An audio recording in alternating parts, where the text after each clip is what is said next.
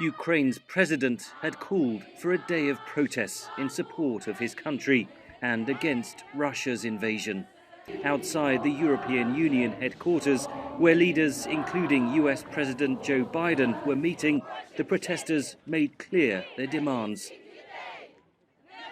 We expect that NATO, the EU and the global leadership, G7, they finally make a decision and we will see determination to help Ukraine to win. We ask a question: does morality end at the NATO borders? Does humanity end at the NATO borders? The United Nations says more than 1,000 civilians have now been killed in Ukraine, many as a result of Russian missiles and airstrikes. Zlata Podovalenkova fled her home in Hostomel outside Kiev, now a front line between Ukrainian and Russian forces. Some of her family members are still stuck in the middle of the war zone. We are asking for NATO to close the sky, to provide us with weapons that will be able to help Ukraine to win this war. Because we are sure that we are going to win, but it's only a matter of time. It's a matter of how many people will die, how many civilians will die in this terrible war. Their demands were left largely unsatisfied. NATO did agree to tighten sanctions and boost supplies of weapons and humanitarian aid, but it will not impose a no-fly zone or provide fighter jets.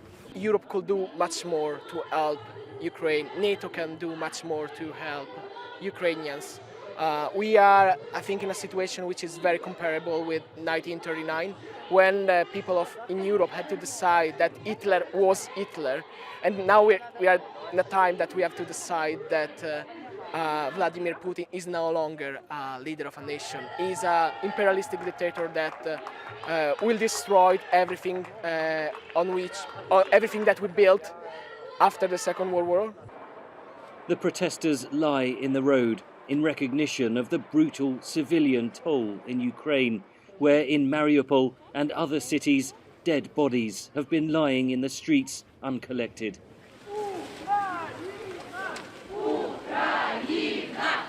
Then a rousing chant of Ukraine echoed around the Brussels streets. Ukrainians say they are fighting on the front line for Western democracy against Russia. And so far, they are fighting alone. They are desperate for more help from NATO. Henry Ridgwell for VOA News, Brussels.